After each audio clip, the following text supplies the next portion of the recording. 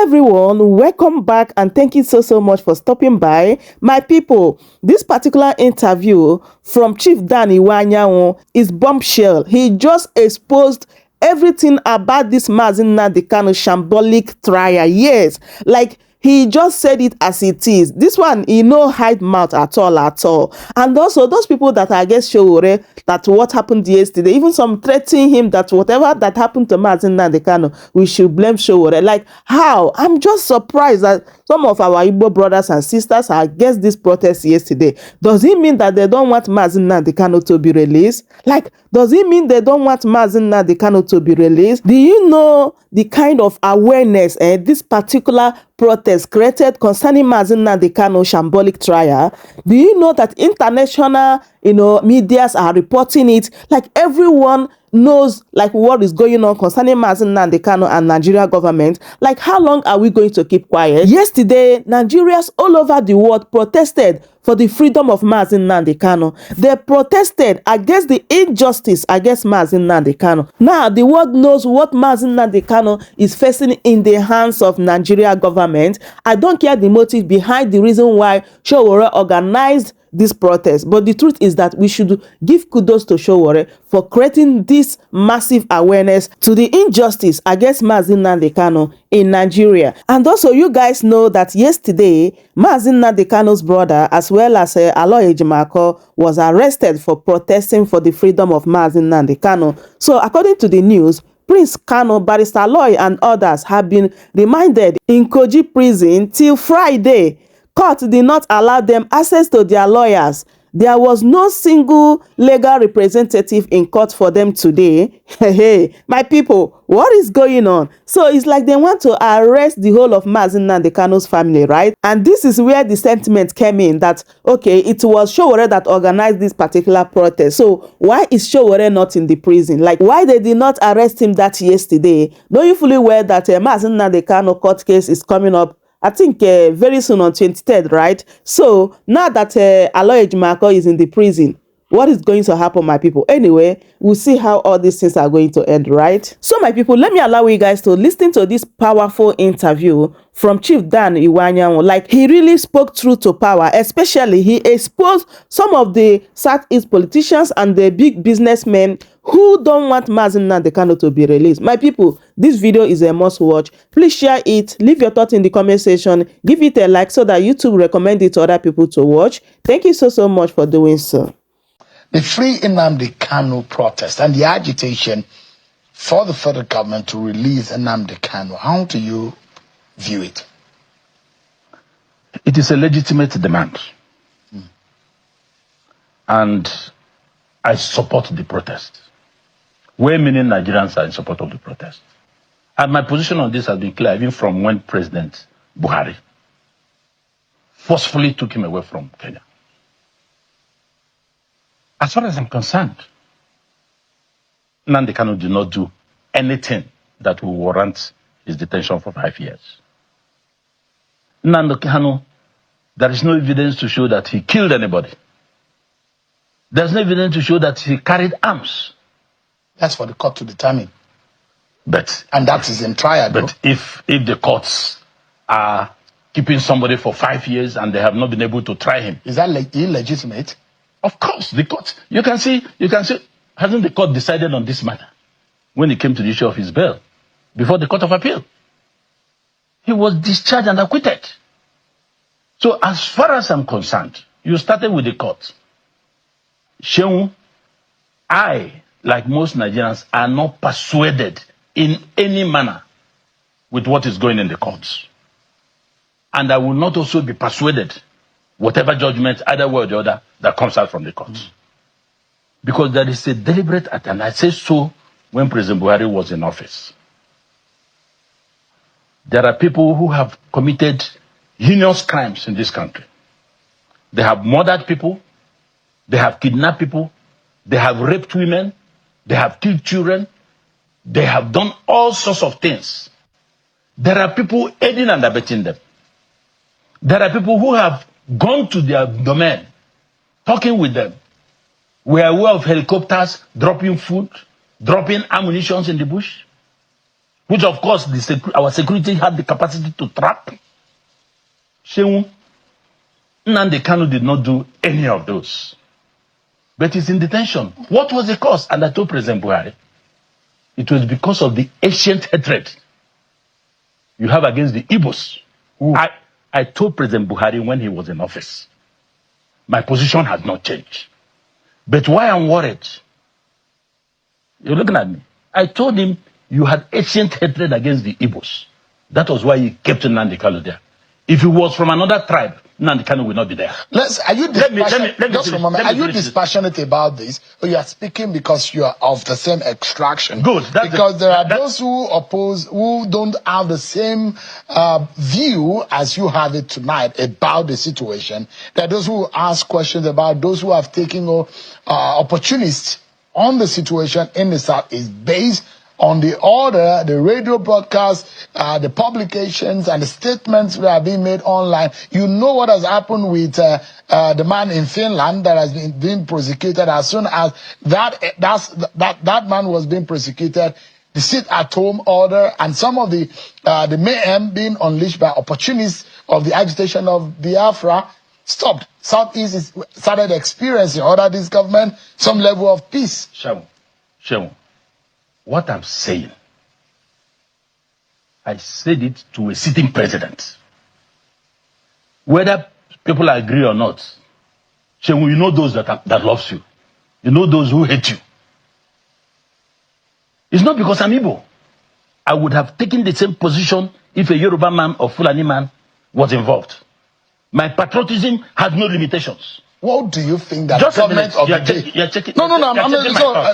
day... So apology. What do you think the government of the day who felt that a region consisting of 5 states is under consistent attack and is in distress and is insecure based on the action and the statement of one person? What do you think they could have done differently? You see the matter? President Tinubu did not cause this problem. He inherited it. President Tinubu has no hand in the detention of Nnamdi Kanu.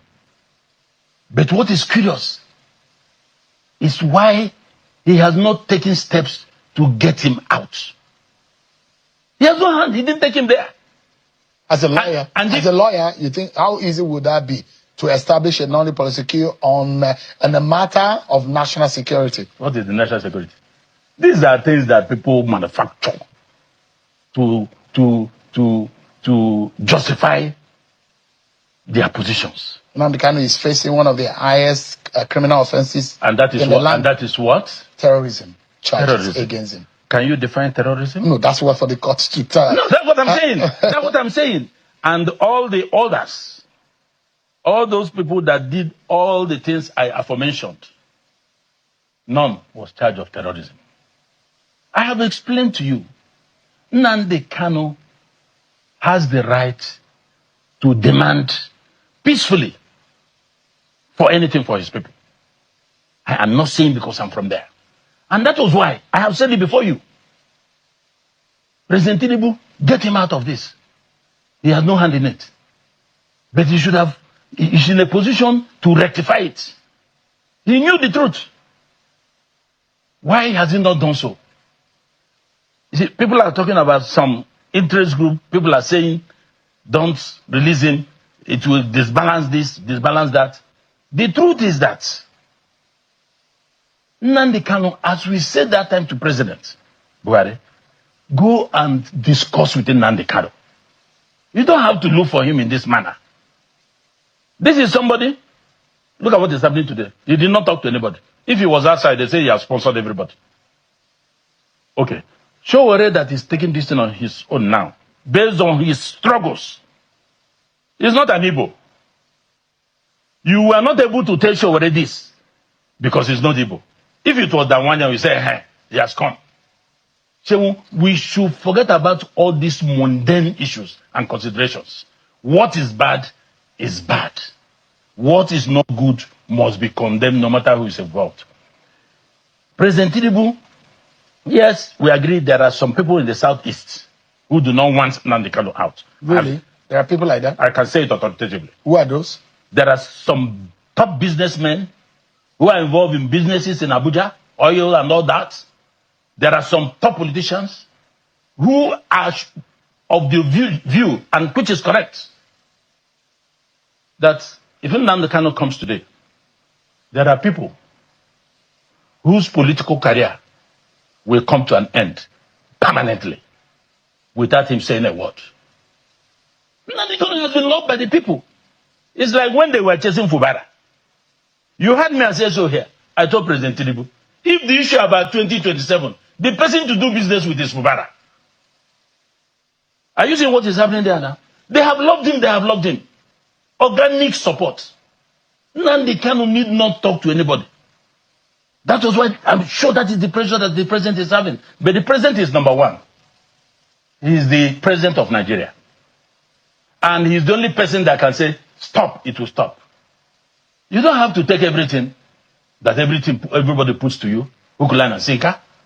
When the issue started with this insecurity in the southeast, they raided the prison. We came out to say, no, this was not our deeds. Those people were imported. Security came back to realize it. But what happened next? Because they have been exposed, they decided to recruit urchins, non-educated people, people that are not skilled. Locals started training them. Are you an IPOB apologist? No. Look. I don't expect you to. Are you a believer? No. I don't expect you to come to that question because you know that I believe in Nigeria. But I'm asking you, you might have your. You might have no. You might have apology for the struggle of Biafra and what IPOB stands for. I am an open book. You will always know where I am. You know the history of IPOB. I believe. You know the history of IPOB. What's the history? There are those who say legitimately it started off as a peaceful intentions or right about the agitation of the Igbo. What brought about IPOB? But what happened? No, what brought about IPOB? Chenwu, you have a region that has been marginalized. They've been crying for marginalization. It wasn't during the time of President Buhari. President Tinubu has tried to do one or two things, put some infrastructure, move some money there. You say you don't want them. Chenwu, you say you don't like me. You say you don't want me. Okay, allow me to go home. You say I will not go. 1 month, give way. It's either you bring me at the center or you let me go. We should stop pretending in this country. That is what we are talking about. The people are saying they are marginalized. What is marginalization? Can you mention one thing that... Let's look at your dictionary. No. Chenwu, you know. In practical terms. I'm coming. Yeah. There are no federal presence in the southeast. The little we are having now is under Tinubu. 6. None. No good roads, no infrastructure. You borrowed money. President Buhari borrowed money to build rails up to Mali, another country. None crossed the southeast. But we are paying the loan back. We are part and parcel of repaying the loan. And you say it is justice. They have the right to protest. You can't beat and flog a child. You still stop the child from crying. What would have been the child must cry. What would have been the best way to handle that situation? The best way is for President Tinubu to sit down, look at the whole thing, find a way to balance these things, bring in Nnamdi Kanu out, go and do business with Nnamdi Kanu. Nobody else can do that, apart from the president. If you subdue this one, expect it again, and again, and again. You cannot run away from it. Nnamdi Kanu committed no crime. Nnamdi Kanu did nothing. He did not kill anybody. He did not move arms. It's not for you to decide. The matter is in court. The truth is naked. I don't need to. The truth is naked. It is not for you. As a lawyer, let me tell you. You are a servant before the temple of justice. Let me tell you. And you know what it means when a matter is before the court. You cannot say Nnamdi Kanu did nothing when the court is still assessing and trying the matter. It will reach. No, you are wrong. You are wrong. You are wrong. On that note, you are wrong, sir. No, sir. You are wrong on the note to say. That is your view. It's a matter of law. It will get to this. It's sub judice for you to say. In this country, yes, sir. When people will stop listening to what you are talking about, Let me tell you an experience I had in 1992. I was in NIPS. Part of the programs in NIPS is you have local tours, African tours, and outside tours. My group went to Kano, Imo, then Cameroon, then Brazil. Was it Brazil? Brazil, yes. When we got to Cameroon, the chief of army staff, General Iwuanyawu, was given instruction by this Pobia on certain things. Commander-in-Chief, he said, Mr. President, this order is illegal. I will not obey it. In Cameroon. And I'm ready to take the consequences. That thing was boiling before we left for our foreign tours. It will get to a point in this country, unless we redress judiciary, we redress what we are doing to Nigerian people will start taking the laws into their hands. Just for a moment, sir. The reason why I said you're wrong, sir, and you are a very senior lawyer, you know that when a matter is yet to be decided before the court, you do not take it out of the mouth of justice. Allow the court to have decided the matter. And that's why I said this is not a court of law. The court has decided the issue of Nnamdi Kanu. Just a moment. The court has decided. The court has not freed Nnamdi Kanu. The court has freed Nnamdi Kanu. The court of appeal. Just a moment, sir. The court has not decided on the trial of Nnamdi Kanu. It's still in process. The man is still under detention, and the matter is before the court. And I'm saying, as a lawyer, you know that it is not right. It's sub judice for you to now determine for the court on television what the court is still trying at the moment. Let me tell you. You can do what you like. You can say what you like. I have the right to say I don't believe in what you are doing. It is my inalienable right. You can even sentence me. It is my right. When I sue that everything has been compromised in this country.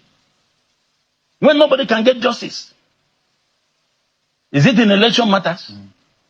And that's why there's no development.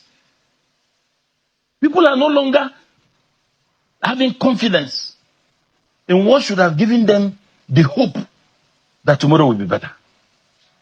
Nnamdi Kanu's case is a case that President Tinubu must address. All these things that are happening today, they're not necessary. How do you think he will address it? Is it a political or judicial manner in which he will address it? How? From the time President Buhari was here, leaders of thought in Igbo land met him.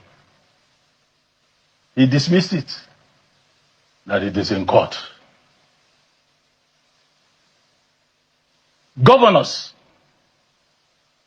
5 governors, led by Hope Uzodinma, whom they are accusing now, erroneously. They don't know the job these people are making to get this man out. But you see people write nonsense in the media. So Hope Uzodinma is at the forefront of fighting for Nnamdi Kanu. Hope Uzodinma, OT, these are the 2 people I know very well. Abaribe? No, I'm talking of governors. Okay. So, but there are people, just like the job Hope is doing in Imo, people will come and write nonsense. Imo now is Dubai. But people will go to internet, those who have not come home for more than 5 years. They will read down there and write. They don't know the effort these people are making. They say they have told people not to release him. They told people not to release him. Where are your facts? My intel has told me about the governors, and I have told you about politicians and businessmen who are afraid of Nnamdi Kanu's release. Let the president. I told you, Shehu, in this station, if we have decided not to release Nnamdi Kanu, bring his body to Ego Square. Let us use him for barbecue. Let his enemies come and chop from the meat so that we can close this matter permanently. If you were President Tinubu and you decide to release Nnamdi, how would you go about it? I will call the Igbo leaders, call the governors, take Nnamdi Kanu, file a knowledge protocol, hand Nnamdi Kanu to them. Let him do any other nonsense when he comes out. I'll call the leaders in Igbo land, call all of them. Nnamdi Kanu did not do anything to deserve all this. Can the leaders in Igbo land actually curtail any excesses that come from the actions of Nnamdi Kanu? Can they control him? Did Nnamdi Kanu fall from the sky? Did he fall from the sky? Does he have people that he listens to? Even a madman. You can see violent madmen and women. You know they fall in love. You see madmen, you don't hear them. But when they are falling in love, when they see that they are lovers, they will change. They become ice water. He didn't fall from the sky. So every madman has somebody that will talk to him and he will listen. There are people in Nnamdi Kanu listens to. Call leaders. File a knowledge. Call leaders in Igbo land. Call leaders of thought. Bring them to the villa. Take your son. We are giving him to you. Release him. All these things happening. If not for the good governors we have in the Southeast, nothing will work there. We have the best governors in the region now. I am saying it without hesitation. They are working. From Hope to OT to Barr and all that. If not, they have frustrated the economy of the place. In a year, we lost almost 7 trillion naira. But they are doing their best to put infrastructure, to empower people, and to do all those things, health, education. We are people that work hard. People should stop hating us. So, the Igbo man is the easiest person to deal with if you have his code. And what is the code of the Igbo man? It's not for the public. You have to go ahead.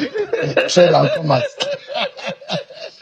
It's interesting, and if you look at the conversation I had with Governor Soludo yesterday, and he said something that the Igbo man needs to be more accommodating, that if you are an itinerant person, you cannot be seen in a certain land. But he was saying they are not accommodating? No. Okay. He was talking about how to resolving this matter, and he said his mind.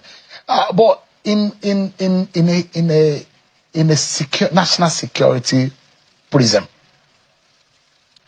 how do you explain it to those who are, because justice, they say, justice is not only to be served on the victim, justice to the public, justice to the person who has been prosecuted. So in that sense, there are those who have been on the receiving side of the actions. And if you look at Simon Ekpa, just a moment, sir, let me land on the thought. There are people who have been maimed and killed by in the name of Nnamdi Kanu. No. So that's the question I'm asking. That is the trajectory that, just a moment, his haters are pushing forward. There are those who will ask questions that the intent may be good, but there are opportunists who have taken advantage of it. Take, for example, someone who went to Owerri to visit a former political advisor to Ahmed Gulak, and was maimed on his way to the airport. And you look at someone like Simon Ekpa, and those who say, in the manner in which he was prosecuted in Finland, has brought some peace in the Southeast region.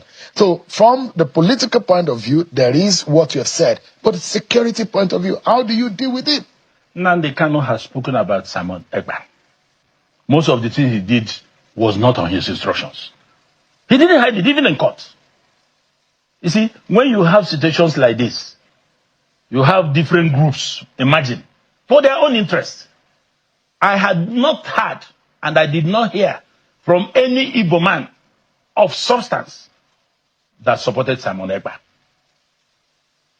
Nnamdi Kanu has said in court, open court, get me out of here. All this nonsense going on in Igbo land, in the southeastern state, will stop. Yeah, he didn't impress anybody. He's not somebody that will chicken out or be lenient with his presentations. He's straight. When he wants to shoot, he will shoot. He says that this is an animal kingdom. This is not a nation. No. It's part of some of the things that he has said. You see, there are many people that have, I don't want to start calling names. There are people in this country who say they don't believe in Nigeria. Most of them have found themselves in cabinet. There are many people who have said all sorts of things against Nigeria. It's those of us who believe in this country till tomorrow. Even when IPOB was hot, I was on television, I said it that I am for Nigeria. The question is Nigeria that be fair to all. So let me ask you, will Igbo presidency and Igbo president be a solution to this agitation? That is not what we are saying. Let me tell you.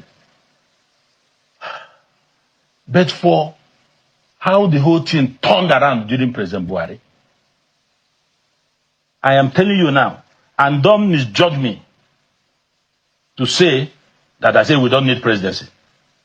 The Igbo man, once you are fair to him, what you are giving, according to one of the governors, Enyendebe. That is, you give these people, you give to other people. Once you are keeping to it, Igbo man is not interested who is at the top there. But it has come to the point that they say, hey, everybody, they've gotten this. We are 3 ports at independence. Some have gone twice, gone thrice. We have not gotten it. Do you think that we need a national reconciliation conference where the issues of Igbo land and the civil war and the aftermath needs to be addressed frontally? Do you think that politically this president can achieve that by healing the wound? I was a member of the National Conference 2014. If President Buhari had taken the report of that conference, 620 recommendations, unanimously passed, we won't be where we are today. President Tinubu would have been concentrating on advancing on that. But President Tinubu came back. He started from where Jonathan stopped to clean all the rubbish that was left behind, including the bastardization of the economy. I'm not speaking for him, but I'm a realist. That is the truth. The man meant a battered, destroyed economy. We're totally out of time, sir. Okay, sorry. Right. Welcome to Shamress News TV.